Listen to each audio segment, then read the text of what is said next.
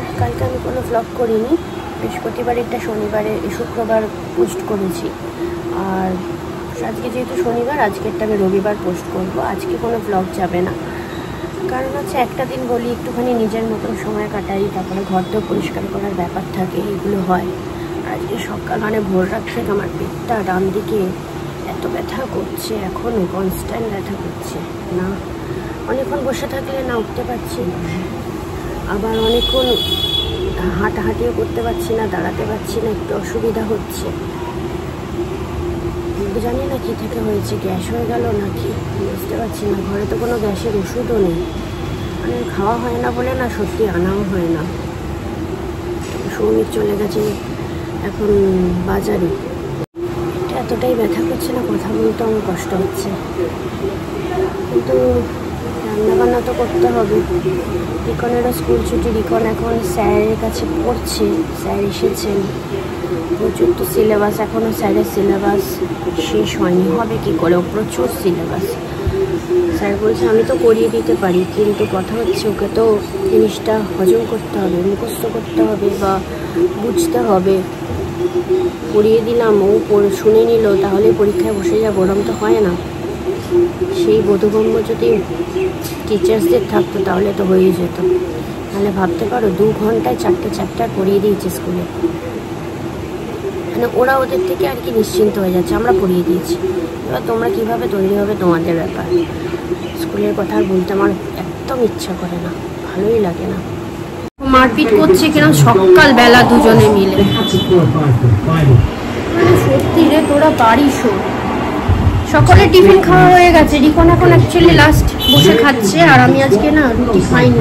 রুটিতে এমনি আমি খাই না জানো, এই যে আমি মুড়ি নিয়েছি, তরকারি দিয়ে মুড়ি খাচ্ছি। আর ওদের বেগুন ভাজা, রুটি, ডিমের অমলেট করে দিলাম, খাচ্ছে। রিকন একটু তরকারিও নিয়েছে,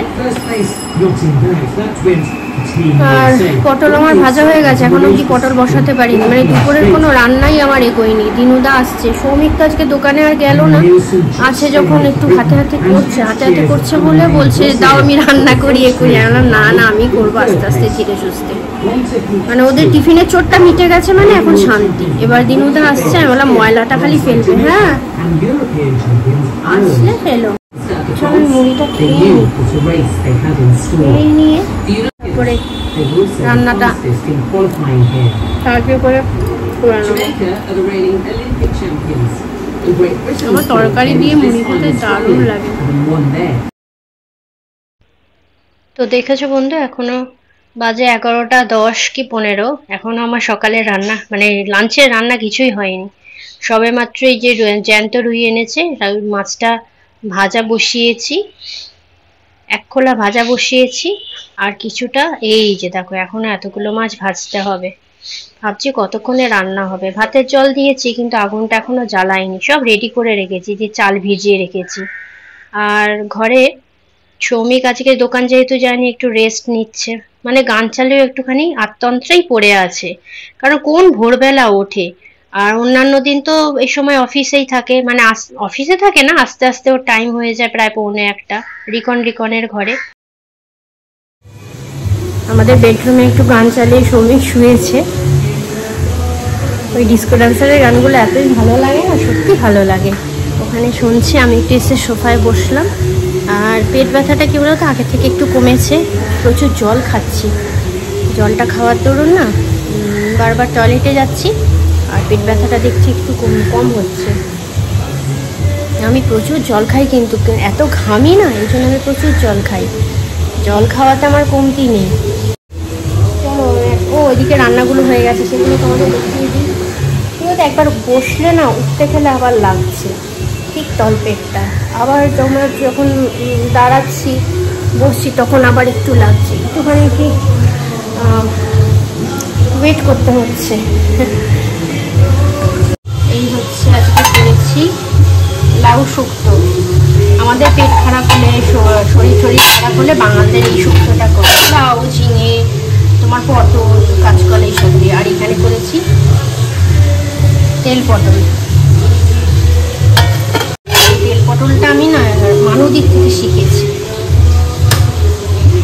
তোমরা যারা আমার ভিডিওতে পুরনো তারা জানো মানুদিকে মানুদির থেকে এই রান্না দুটো আমি শিখে নিয়েছি। মানুদিকে যে কোনো ব্যাপারে জিজ্ঞাসা করলে এখন বলে দেয়।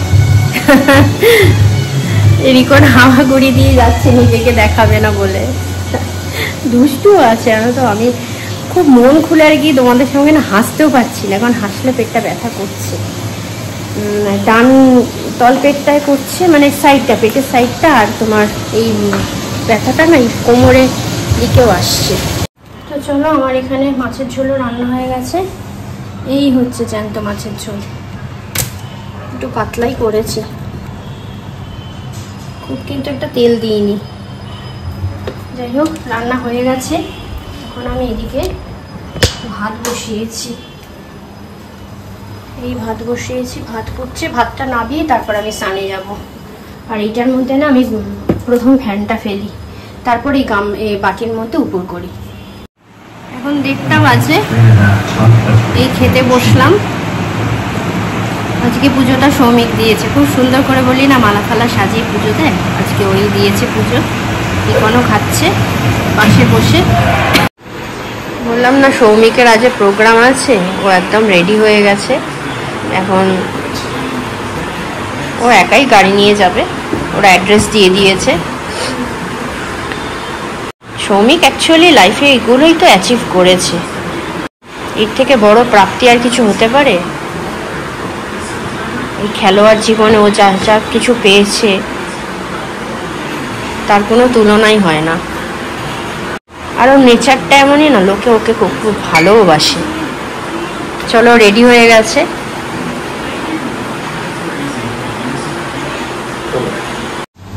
সৌমিক গেল, আমি দেখতে এলাম ওই জন্য বারান্দা দিয়ে। আর এসে দেখো, দেখছি কি সুন্দর পুজো দিয়েছে, অসাধারণ। মানে একদম গুছিয়ে মালা নিয়ে আসা, সেখান থেকে ঠাকুরকে মালা পরানো, গুছিয়ে ফল কাটা, সব সব সব করে। লিখনটা কিন্তু এখনো শিখলো না। আমি সেদিনকে সৌমিককে জিজ্ঞাসা করছিলাম যে তুমি ঠাকুর দেওয়া, ফল কাটা, এগুলো কবে থেকে শিখেছো? জিজ্ঞাসা করছি এই জন্যই যে রিকন তো পারে না এখনো অবধি। ও তখন বলছে আমি দেখে দেখেই শিখেছি, মা করতো আমি দেখতাম, সেই দেখে দেখে শিখেছি আর দিয়েওছি। রিকনটা কিচ্ছু, একদম ঠাকুর ঘরে যায় না, ফল কাটা তো দূরের কথা, কিছুই করে না। শিখবে কবে কে জানে। গাড়ি বের করছে গ্যারেজ থেকে, শুনতে পাচ্ছি। আমার না এটা আগা করেই হয়, কি বলতো, রিকনের যখন পরীক্ষাগুলো আসে না, আমার এত টেনশন হয়, এত টেনশন হয়, সে মানে বলার আর থাকে না, প্রচণ্ড টেনশন হয়। আর হওয়াতে কি হয় বলতো, না দুপুরে ঘুম হয় ঠিক করে, না রাতে ঘুম হয় ঠিক করে। আমি প্রায় রাত 1টা 1:30 অবধি জেগেই থাকি, ঘুমই আসে না কিছুতে। তারপরে ধরো ভোরবেলা 4:30 5টার সময় ঘুম ভেঙে যায়। ঘুম ভেঙেই না টেনশন হয়, তো সিলেবাসটা কমপ্লিট হয়নি, ছেলেটা পারবে তো করতে, এইসব চিন্তা হতে থাকে।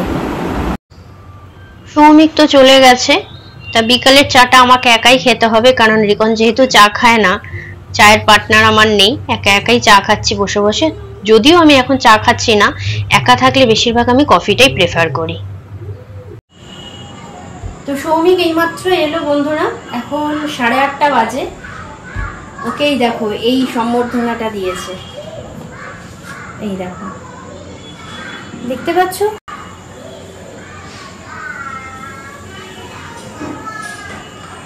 এইটা দিয়েছে। তো যত ওর আছে, প্রাইজ আছে, যত মেমেন্টো আছে, তার মধ্যে এই আরেকটি যোগ হলো। তো বন্ধুরা বুঝতে পারছো যে আমি ডাইনিং টেবিলে বসে আছি, আর আমাদের ডিনার পুরো কমপ্লিট। সৌমিক আর রিকনের তো হয়ে গেছে, ওরা ঘরে চলে গেছে। আমার খাওয়া কমপ্লিট হলো, হওয়ার পরে এখন এঁটো গুছাচ্ছি। ভাবছি ভিডিওটা এখানেই এন্ড করবো, আর কখন হাতটা ধুয়ে না এন্ড করতে হবে, একই ব্যাপার। তো সারাদিনটা এমনি শরীর খারাপ, হালকা শরীর খারাপের মধ্যে দিয়ে গেল। শরীর থাকলে দেখো আপ ডাউন হবে, তা যাই হোক, এখন শরীরটা মোটামুটি ঠিক আছে, কিন্তু পেট ব্যথাটাও সেরকম নেই, হালকা, খুবই সামান্য। ওটা কালকে ঠিক হয়ে যাবে। আর এই যে গ্যাস ফ্যাস হলে না, তোমরা খুব পরিমাণে জল খাও। আমি কিন্তু প্রচণ্ড জল খাই, তারপরেও খাবার দাবার থেকে কিভাবে ডাইজেশন হয়নি ঠিক করে, ওই জন্য গ্যাস মতন হয়ে গেছে। যাই হোক, এখন ঠিক আছে, কোনো ওষুধ খেতে হয়নি আমাকে। চলো, ভিডিওটা আমি এখানে এন্ড করছি। তোমরা সবাই খুব খুব খুব ভালো থেকো, সাবধানে থেকো। আমার ভিডিওটা যদি ভালো লাগে তাহলে একটা লাইক করে দিও আর কমেন্ট করো। তাহলে এখানে রাখি। সবাই কিন্তু খুব ভালো থেকো, সাবধানে থেকো, সুস্থ থেকো। Tata, good night.